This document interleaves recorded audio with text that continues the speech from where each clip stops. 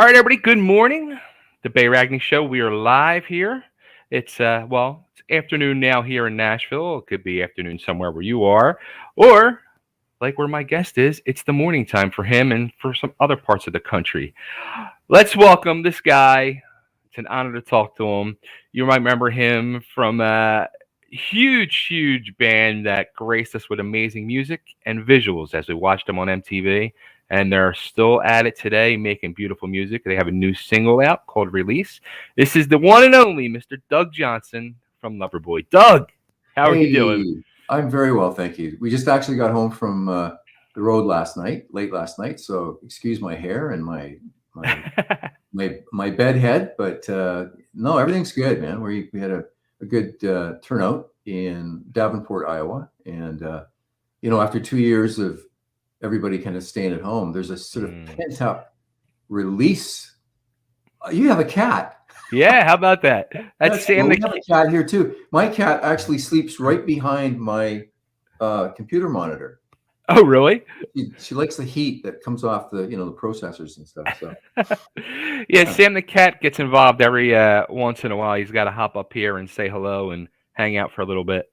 gotta have a mascot. That's always fun. So yeah, we played in Davenport, and it was a fun show, and that's our third show we played in the last 2 years. So Wow. yeah, the first show was a little scary because nobody, it's like we're a little rusty here, even though we've been doing it for 5 years. You never know what's going to happen, but it went well. So yeah. Now during that time, when everything was shut down and lockdown, I know you have a whole another world of music yourself beside Loverboy. Were you just diving into both of those worlds of making music for, you do TV and movie scores and things like that, and also Loverboy? Were you just diving into the music thing, or were you just taking that time to actually take a break and soak life in a little bit? So yeah, a combination of what you just described, really. It was like mandatory sort of lockdown. Things are a little bit different up here in Canada. We had restrictions and places you could and couldn't go to, and vaccination passports, Right. and the rest of it. But in spite of all that, we all stayed in touch with each other, and we managed to kind of collaborate on that song, that release song, over the internet, kind of because nobody could really go to each other's studios and kind of work on things. Right. But during, like you mentioned, during that time, I also worked on a film and a couple of TV episodic TV documentary series. I love doing documentaries, mostly some nature and social issue type documentaries, and it's a nice other life to have besides being on the Sure. road. Yeah, being a rock star and doing all those things. Did you ever picture yourself going into that end of the music world? Oh boy, it really deviated from what I expected my trajectory to be. Going way back to when I was in college, after I graduated high school, I went into sciences, and I thought maybe I'll become an MD or a veterinarian or something like that. And so Wow. I did 2 years of sciences, and then I kind of ran out of money for school, and went to work up in Calgary, which is north of here, and got a job and was making some pretty good dough. But I missed music, so I got a job playing in a cover band at night, and one thing led to another, and Paul Dean was living up there, and then Mike Reno joined in, and we put this songwriting trio together that became the basis for Loverboy, and off we went. And then that was a great run from about 1980 to 1988. We just were on top of the world, and then we just sort of collectively decided it was enough, and took a break for a few years, and then came back. And during that break, I kind of got into doing soundtrack work, and Okay. did some movies and some TV, and even did some radio jingles and TV jingles and all that kind of stuff. Just to mix it up and make it Right. interesting. So Is that like harder to do to make music for that than it is to actually like write a song? It's a I'm different approach. I mean, a That's what I song would is think. lyrics. I've never been a big lyric person. I mean, I appreciate good lyrics, but it's never really been my forte. And I kind of, when I approach songwriting, I'm usually brought in, Mike and Paul will have an idea for a song. Um, and then they'll say, okay, what do you think you can do with this? And I'll go, well, I think I can put some, keyboard things here, some textures here, some sound effects here, that kind of thing to, just support the song. And that's kind of how the recipe worked for when we were collaborating back in the 80s. So, but I've written some songs for, we had the Olympics up here back Okay. in 2010, and I collaborated with a friend of mine. We wrote the theme, the Olympic theme for BC athletes. And so I've done things like that also. I enjoy it. It's fun, but it is definitely a different approach.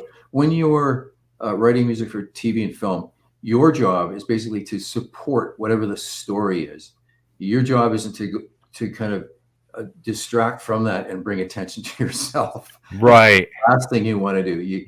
Like, oh, I have this great, marvelous, virtuosic idea that I need to throw in there. Well, no, what you need to do is what works to tell the story. You're part of Yeah.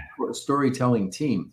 So you need to kind of be aware of what is required to tell the story in the best way. So, Wow. yeah. Now, I get going back to like the early Loverboy days. I was going through and I read, and I find this hard to believe. Is this true that your first live show was opening for Kiss? Yeah. How does that like you? So you guys, it sounds like skipped the whole club thing and jumped right in instantly. Yeah. Talk about putting the cart before the horse. I mean, that was wild. We had been writing songs in a little warehouse in Vancouver, and we had a management deal with a fellow named Bruce Allen, Okay. who is currently managing Michael Bublé and Bryan Adams Okay. and a whole. He's uh, previous to us. He also had managed Bachman Turner Overdrive, which were a huge band Hmm. back in the late '70s and '80s. So he had a lot of connections, and he called us up and said, "Hey, Kiss is looking for an opening act," and we were like, "Well, we've never even played. We haven't even played a live show at all anywhere. Not even like for somebody's bar mitzvah or birthday party. We're just completely untested live. How on earth are we supposed to do this?" He says, "Oh, you guys will be fine." So we scrambled together. We put together a set of all original music, and so we didn't even have a record deal at this time. We were just kind of in the whole, we're woodshedding it, and we get yanked out to do this, open up for Kiss, and Kiss's fans are pretty intense. Yeah. They do not like to be kind of, have to patiently wait through an opening act until their heroes arrive on stage. So it wasn't the easiest crowd we played in front of, but it did kind of put us on the map just for the Sure. novelty factor of we had never played live before. And our manager introduced us and he said, "Ladies and gentlemen, I want to introduce you to a new band, the sound of the 80s, Loverboy." And this was 1979. This was Wow. November 30th, I think was the day. And so, yeah, that was our first gig. There That's were amazing. lots of projectiles on stage. It actually worked out well for me because I was on a budget and I needed a lot of toilet paper. So I scooped a bunch that got me through a couple weeks, and so it worked out well. Did you guys get to meet Kiss? We did. It was very quick, exchange. They said to us, just be very respectful of their space, and because they have a lot of people that are always trying to get close to them, and Yeah. so they came over and they said hello and thanks for opening up and good luck on your show tonight. And yeah, they were totally professional and Huh. and good-hearted people. So Yeah. So nothing from Gene Simmons afterwards, maybe, because he was always on the lookout for young bands. Yeah, no, he, we did the show, and then they came on, and we stayed around afterwards to watch the show. And I mean, it was just as an entertainment value kind of a piece. It was Sure. just the flash pots and the pyrotechnics and all this stuff. It was really amazing to watch it. It was like a Cirque du Soleil show, with rock. Right. And so that was fun to see how they did it. And then that was it. We didn't really do much with them over the years. We they kind of went off and did their thing, and we ended up on our own trajectory. Right. So I mean, that's such an amazing story. Like, were you guys beforehand saying to yourself, "Hey, are we going to see them without makeup?"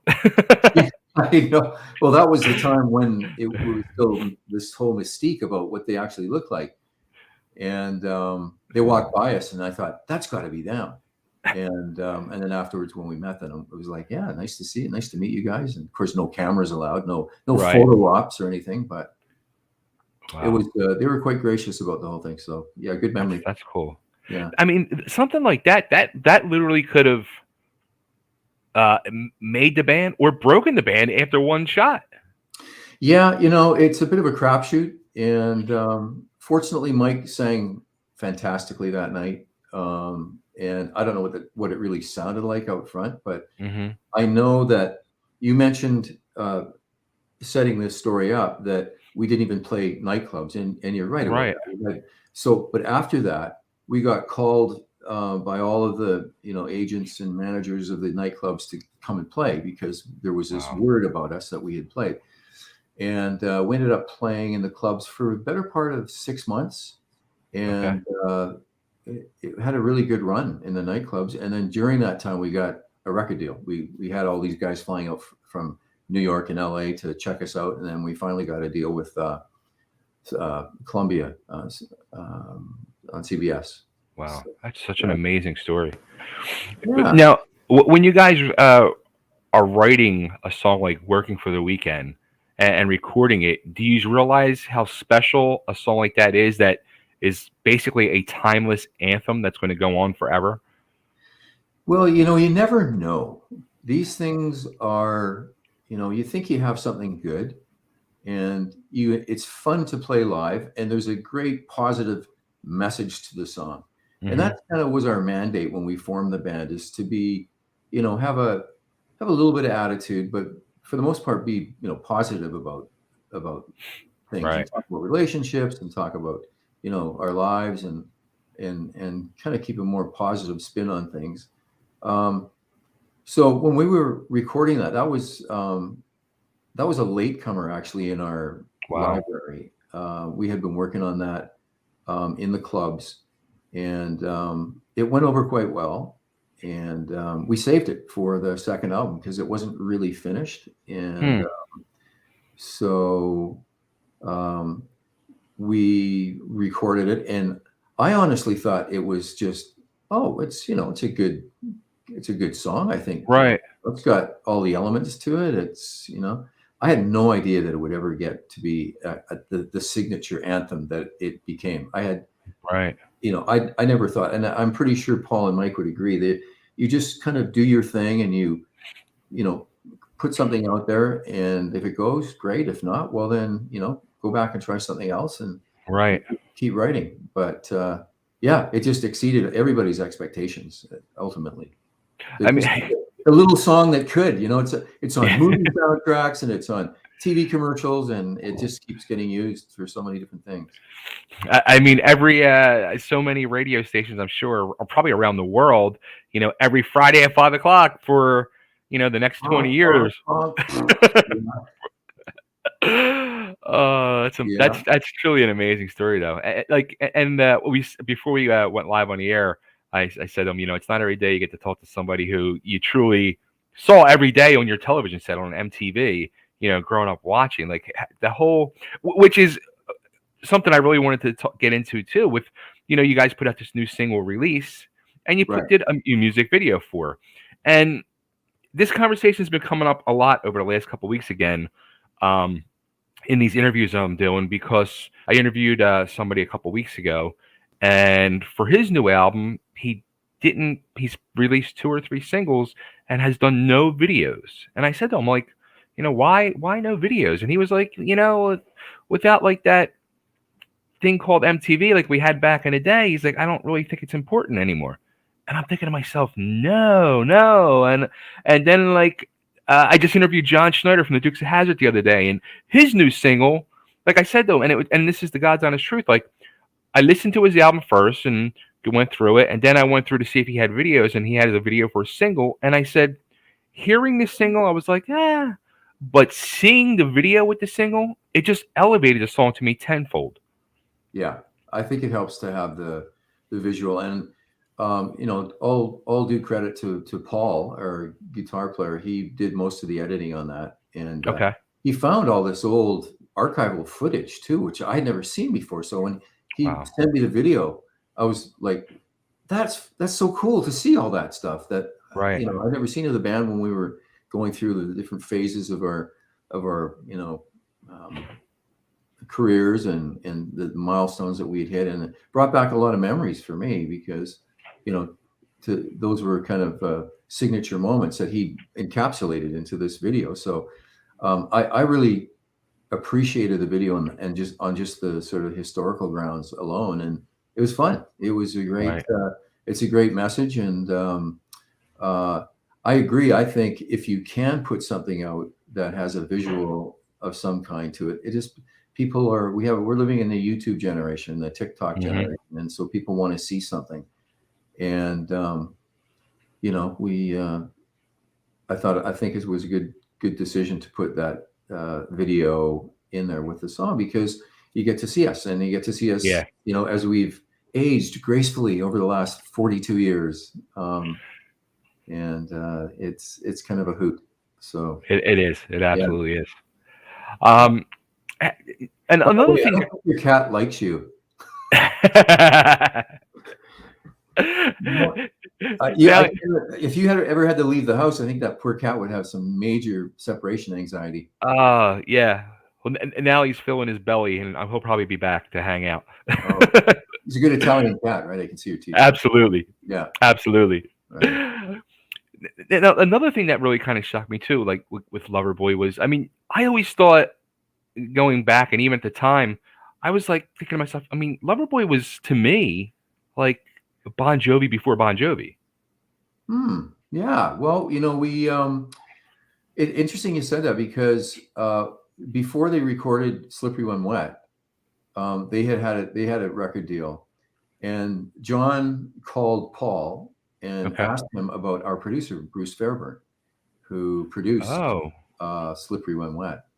And he really liked our sound, and he liked the guitars and keyboards and how the vocals were placed and so on. He says, just ask them what it's like to work with Bruce. And of course, Paul rather, gave glowing reviews about Bruce, because Bruce was really a great guy to work with. Right. He was a real diplomat, and he knew how to massage everybody's egos and how to coax the best performances out of them and so on.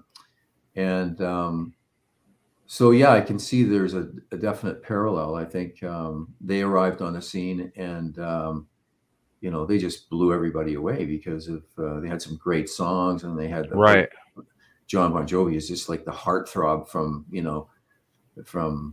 heaven. He's a good-looking guy. He's a good human being too. I mean, I really admire his work ethic and how he's reached out to homeless people in his neighborhood and so on. So, yeah, good on him.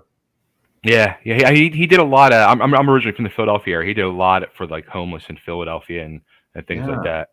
Yeah, good guy. Yeah, he is, for sure. So, yeah, that's flattering comparison to make between us and Bon Jovi. I met those guys on the street. I was in Vancouver, and they were in between. They had just gone for sushi, and I was down on Robson Street, and Dave came up to me, and because him and I played soccer in a couple of games. There was for UNICEF, and he's a soccer player, so he came out, and then I saw him walking down the street towards me, and they were just in recording New Jersey, I think it was. Okay. And so they were all excited, and but it was good to see them after they had sort of, we're just going into the studio before Slippy and Wet, and then they had that massive success, and then they were now in a different league, and so it was fun to see him again. Yeah. Do you? I was wondering too, like with that, like as Bon Jovi started to rise, and sadly you guys were starting to go on the decline. Was like the record company trying to get you to be more like them now? You always hear Well, those stories, like yeah.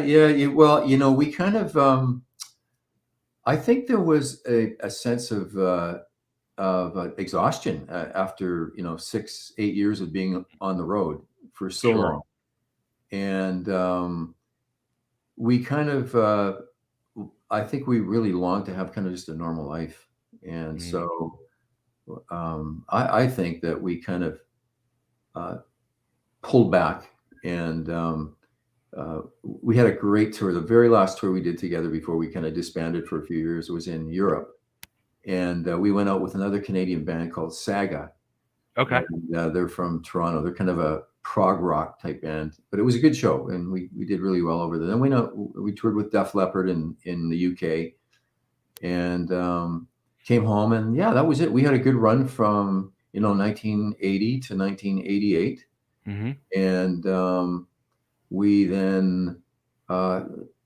basically said, let's take a break. And then in 1993, a mutual friend of the band's was diagnosed with a kind of a rare form of cancer, and he had to go down to Dallas to get treatment, Okay. and it was out of pocket medical expenses. So we put together a fundraiser for him with Brian Adams and a couple of other local musicians here.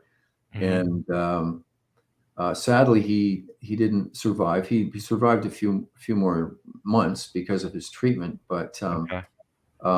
he didn't end up making it. But it was the impetus for us to get back together again and Wow. start playing. In the summers, we would go out and do maybe 10, 15 shows at first, and then it started to Mhm. snowball. And then by 1995 or 1996, we were doing like 60, 70, 80 shows a year again. Wow. And and it's fun this time around because there's no, we can just go play our songs, and Yeah. we don't have to sell records. It's nice when we do, but we're just having fun, and There's no pressure now. there's no, well, yeah, there's really no, I mean, pressure is usually pretty self-induced anyways, and so Mm. you really want to kind of put on your best show, and because people are paying to see you, and we do, in spite of our advanced age, we still sound pretty darn good. So, and I've seen some bands that um, you kind of go, maybe you should have hung that up a few years Yeah. ago. And I'm not going to name names, but Yeah. I cannot say that about us. We still sound just like the record. So there's my little plug. Well, the rock world recently lost a huge Oh, Taylor. talent in person, Taylor Hawkins. Yeah. Um, when your original founding member with you guys, your bass player Scott Smith, passed away sadly, tragically in 2000. When I mean a band goes through something like that, I mean this person's like a brother to you guys. Like how can you even? How hard is it to even think about trying to move on at that point? To even like contemplate, do we get a replacement? What do we do? Like Yeah, that's got to be the toughest conversation. it is because uh, I considered that if he was around, he would have wanted us to keep going. Um, it was a really, really tragic event. He was on a boat, Hmm. and probably out at a time when he shouldn't have been. It was a very powerful storm that was coming in off the Pacific Ocean, and he was a really good sailor. I mean, but he ran into something that was really, really devastating, and yeah, it was a shock because Sure. we had just played 2 days before that, and he'd flown down to San Francisco to get on his boat and then sail down towards Monterey. He was going to meet Phil Collin from Def Leppard. Okay. They were good friends, and Scott was sailing down to meet his friend Phil in Monterey, and he made the decision to go out in spite of the fact that the weather was very stormy that night, to Mm. go out there, and it was horrible. So for months we were like, well, how do you move on from this? How do you Right. get going again? Because that's what we do. Yeah. And so that happened in November, and I think probably by around June of the next year, we were like, it's summer. Scott would like us to be out there. Mm. Let's talk about the possibility of finding someone to step in. And Right. we had a few auditions, and we ended up going with a guy who's a superb bass player, superb human being, and Spider, Ken Sineves, we call him Spider, and he was great. Here's a little bit of serendipity.